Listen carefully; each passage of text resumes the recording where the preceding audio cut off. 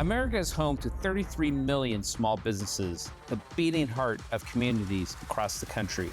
And proof that the American dream is still alive. This is a show about those dreamers and doers and the communities they serve. Their real life stories. Their struggles and successes. Their grit, determination, and passion. And the people who fight to keep their American dream alive. I'm Alfredo Ortiz. I'm Elaine Parker. And it's time for another episode of Main Street Matters, America's small business megaphone. Welcome to another episode of Main Street Matters, America's small business megaphone. I'm Jordan Bruneau, Vice President of Job Creators Network.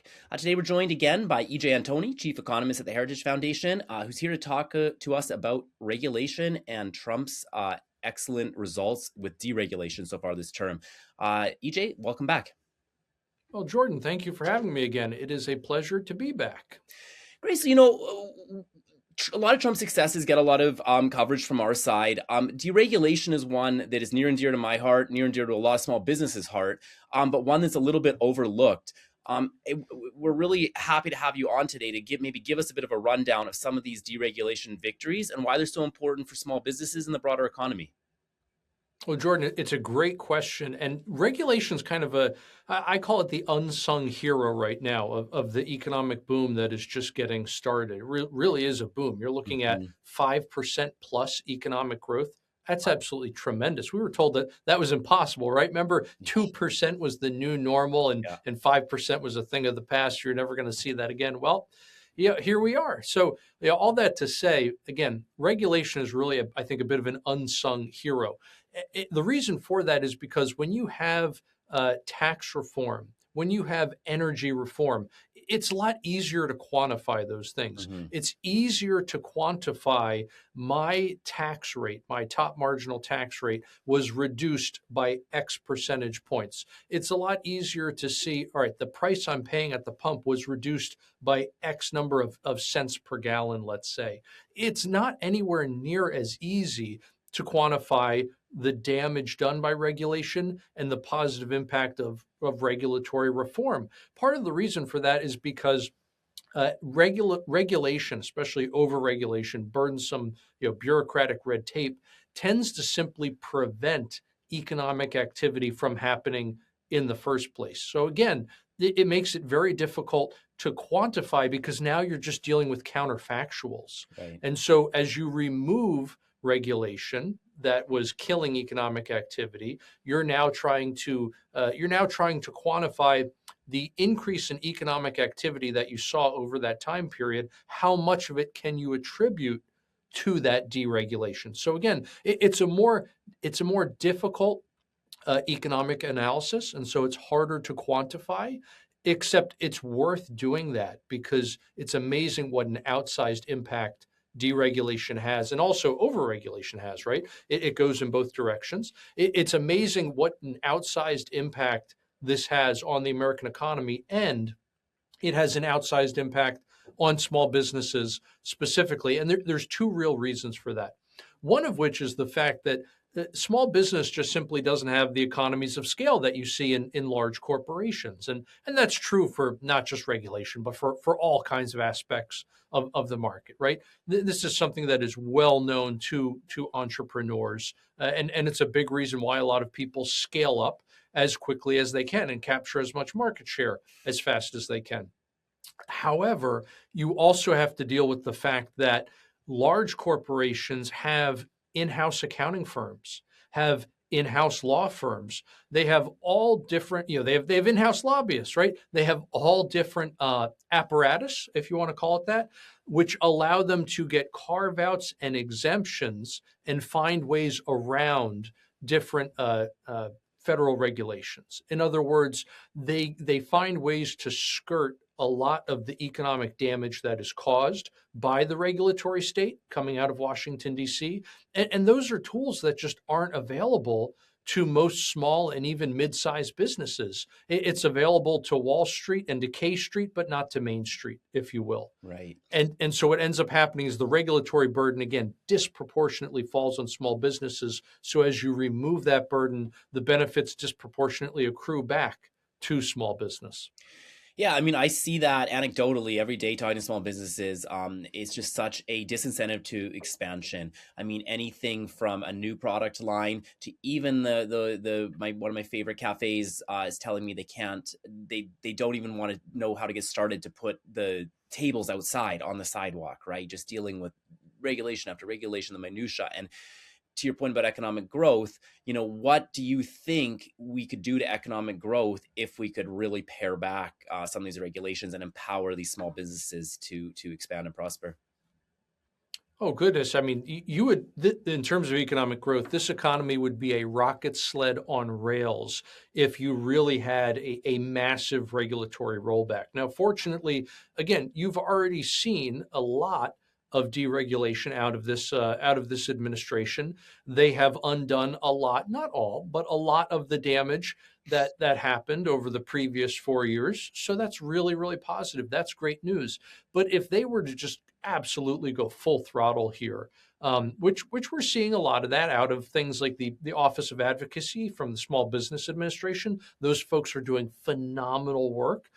But if we really see I mean, just a genuine broad-based whole of government approach here, if we really ramp up the deregulatory efforts, it's hard to overestimate just what that would do for economic growth. Again, it's amazing what they've achieved so far in terms of the regulatory rollback, and the effect is being felt already. We are starting to see hiring pick back up at small business. That's something that's been anemic for about 2.5, 3 years, maybe 3.5 years now. You are seeing CapEx go up again in the small and mid caps. You're also seeing, when we look at a lot of different sentiment surveys, a lot of surveys, whether they are private sector surveys or from the regional Federal Reserve banks, and they look at a forward component, or I should say a forward-looking component. So it's not simply just current conditions, but conditions typically it's either 6 or 12 months from now. Those have had a noticeable uptick the last couple of months. And again, the reason for that is you are finally seeing all of this deregulatory effort, all of the effects of that kick in. And as that is felt on Main Street, it's helping to bring down costs, and that is driving expansion. That is driving profitability. Those are good things there, and it's going to mean, not just profitability for the small business owner. It ultimately means lower prices for his customers and higher wage growth for his employees as well. So it really is good news all around, in my opinion. That's great. So, I've been trying to track some of the environmental rollbacks and some of the labor deregulations. What would you say are a few of your favorite and most impactful deregulations you've seen over the Trump administration so far?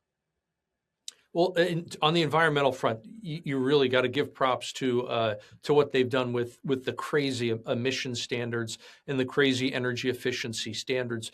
And it's, again, this speaks to something we were talking about earlier with the difficulty of quantifying these things. And I want to say that I guess you could perhaps say that the corollary to that is the way in which the statistics and the data can be manipulated. Right. So, Jordan, when these regulations are first put into place, what the regulators do is make I guess you could say, a half-hearted attempt to really quantify these things. And oftentimes what ends up happening is the data is so manipulated that regulations which are hurting businesses, which are hurting consumers, the numbers are so thoroughly twisted that it shows a net benefit Right. to the consumer and to businesses. When we look at things like energy standards for appliances, the only way to actually meet these crazy efficiency standards is to not only make a much more expensive appliance up front, but also one that doesn't last as long, that doesn't work as well. And so you're stuck with a clothes washer or a dishwasher or an air conditioner, let's say, that again, it not only costs you much more upfront, but it's more expensive to run and it dies faster. The thing just doesn't last as long. It has higher maintenance costs, et cetera. And because the regulators, when they do their math, their back of the envelope calculation, I guess, good enough for government work, right? They come up with these crazy figures showing that somehow it is a net benefit to consumers and to business owners, largely because they only look at the theoretical increased efficiency in Hmm. ideal operating conditions and then simply ignore all of the additional costs. For example, all of us, I think, have had the experience of needing to run a clothes washer or a dishwasher a second or even a third time to try to get our dishes clean or our clothes clean because the darn thing just isn't allowed to use any water, right? And instead of a short cycle of 20 or 30 minutes, these things now run for 2 or 3 hours. Yeah. And that's very, very typical. And so, again, things that were supposed to save money, we're supposed to reduce water usage, let's say, end up using more energy, end up using more water because the consumer or the business owner has to run the appliance 2 or 3 times. So again, what looks like to the regulator a cost savings is actually a cost increase to us who have to live in the real world. And so as you start rolling these things back, again, echoing what I said earlier, you end up reducing costs, not increasing them. Right. And in many cases, you actually end up using less energy or using less water as a result. So the environmental ones are absolutely a win. And that goes from everything in terms of those environmental regulations, again, dealing with energy requirements on something as simple as appliances, all the way to the environmental rollbacks on things like emission standards for automobiles. And that's going to be a huge, huge help. Again, not just to consumers, but to all those small business owners who have small fleets of vehicles. I can't tell you how many folks I know who work in, for example, HVAC, and they drive a company vehicle. And these aren't huge businesses, they have small fleets of maybe a dozen trucks, maybe a dozen work trucks, but those things have been severely hampered by EPA requirements, which have made diesel trucks notoriously unreliable, notoriously expensive to maintain and to work on. And by, again, rolling back those different, I guess you could call them overly ambitious emission standards, you are greatly reducing operating costs for small business owners. Again, that's a big, big win. Wow. Yeah, no, I mean, the dishwasher one just really drives it home. I mean, everybody has their dishwasher story. I mean, mine is, yeah, the same thing. I remember the 45-minute cycle and it would do it so well. Now it's 2 hours and 45 minutes. I have to put it on at night. I have my family. So it means like you can really only run it once a day at night. And then the other thing that I noticed with mine anyway, I'm sure other people have this, is the dishes aren't completely dry now. And I bet you it's a lack of energy. So what I do in the morning when I unload it is I have to go take paper towel and dry all the bowls out and all the cups and everything like that. So I mean, think of the environmental impact on that. So I mean, nothing shows the regulatory folly better than that. The other one that a lot of small business owners have talked to me about over the years in the Obama and Biden administrations are these labor regulations. One that stuck out that was concerning a lot of kind of in between the wage earner and the corporate office was the overtime rule, which would have forced a lot of these people to go back to being salaried wage earners because basically Biden and Obama were saying, correct me if I'm wrong, that if you work a certain number of hours a week, then you have to be paid overtime, which would have been a huge cost increase for these small businesses. What do you see as the role of some of these labor regulations, this overtime one and any others? And what is the progress we have of rolling some of these back? Well, I think let me put it this way, Jordan. I think the way you can kind of describe all of these over regulations by whether it was by Biden or by Obama is that they are basically just painting with too broad of a brush, right? Mm-hmm. They are trying to throw all American workers into the same basket and ignoring the flexibility that both employers and employees need, and the kind of diversity that is inherent in the labor market. Yes, it is a market, but it's a bit of a unique market because every single participant within that market is so unique, right? Right. If you look at an Econ 101 textbook, right, and they talk about perfectly competitive markets, there are a series of assumptions, usually about half a dozen or so, that we make in order to describe and to work with these models of perfectly competitive markets. Well, guess what? The labor market violates every single one of those assumptions. Again, because you're not dealing with let me give you an example. You're not dealing with a series of products, all of which are identical to each other, right? Right. It's exactly the opposite. Every single labor market participant is unique, and that's true on both the buy side and the sell side. In other words, both the employer and the employee. And so, as a result of that, again, that kind of differentiation, as we sometimes call it, that means that all of the basic assumptions do not always hold, and you need some flexibility when dealing with this market. And whether it's the overtime rule, whether it's rules regarding whether somebody has to be W-2'd or 1099'd, Right. right? All of these different things are necessary in order to get as many people working as possible.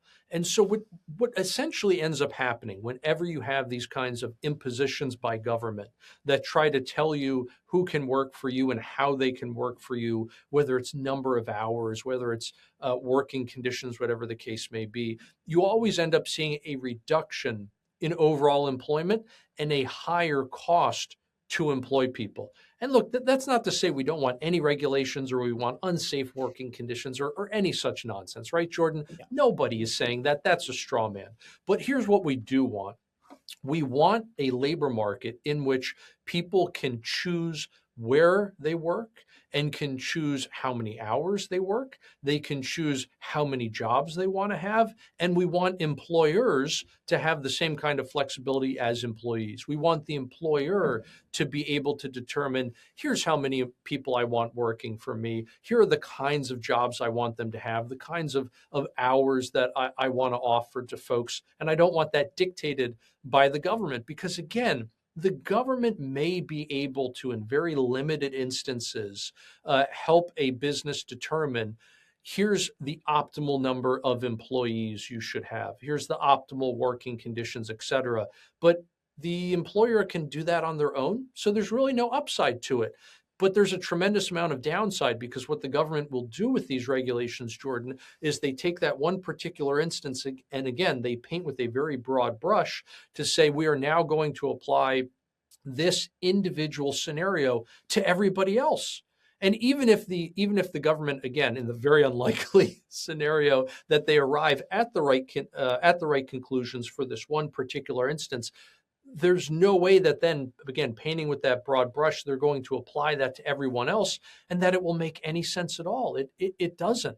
And this is why, you can take a business model for a small mom and pop store on Main Street, let's say, and then you try to apply the principles that you see at work there to a big company like Uber or Lyft, and it doesn't work at all. In fact, it can very easily kill that market. It can kill that business model. But the reverse is also true. You can take something that may work reasonably well at a large corporation and then try to impose that model onto a mom and pop store, onto a small business, and it's disastrous.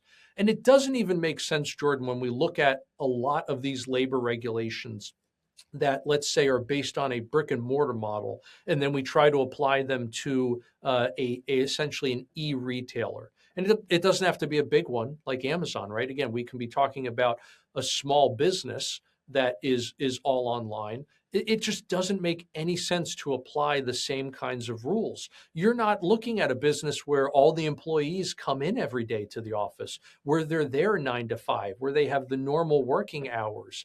I mean, the fact that you would try to impose upon that kind of business the structure and the rigidity, for example, of determining when the employees can take a break and for how long they can take a break, et cetera, when you're looking at a model where the employee can work anytime in the 24-hour day that they want, as long as they get their work done. I mean, it's just, it'd be laughable if it wasn't so sad, because it genuinely is sad. These kinds of rules it reduces the overall amount of employment, so fewer people get jobs, and it imposes higher costs for employment so that small businesses can't make as much. It really eats into profitability. Yeah, totally. I've been watching for years, Democrats and our friends on the left wanting to regulate almost everything that moves. I've started to see, and I'd love your thoughts on this, maybe a little bit of a shift. Exhibit A is obviously our friend in New York City, Mamdani. From what I could tell, he was campaigning ostensibly, at least, on some small business deregulation. Do you think this is a good faith effort, or is something where he really is hearing from the constituents and he can't ignore it anymore? Or do you think this is just campaigning? Or could it be the start of a real bipartisan consensus on this issue? Well, Jordan, I think you might have some genuine bipartisan consensus, as you said, on very limited aspects of deregulation for small business.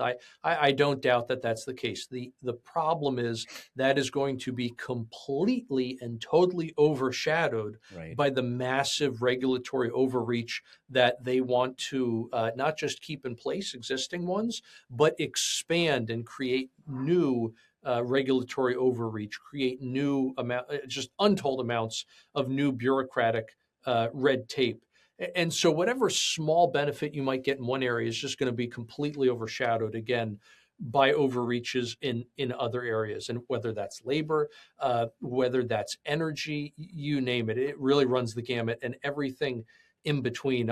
I am not very bullish on Manhattan right now, or the other boroughs in New York City, for to be quite frank. Yeah, no, I'm not surprised to hear that. Sadly, we've been big supporters of the Prove It Act in Congress, to deregulation vehicle, and also there's the REINS Act as well, which also seems to be quite promising.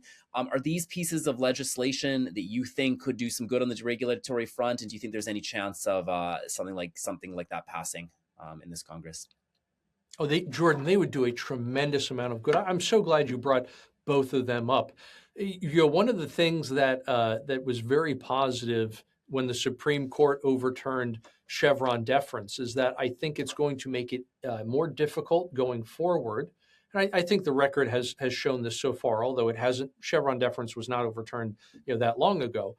But I think the limited record of history we have right now shows, and the theory says it will continue, is that putting in new far-reaching, overreaching regulations is more difficult, and rolling back the bad ones is going to be a little bit easier, because as those rollbacks get litigated, which they inevitably will, that's when it becomes easier to look to this Supreme Court decision and to say, there is precedence here, and there is good reason why we should side, in this case, with the administration who's trying to do that regulatory rollback.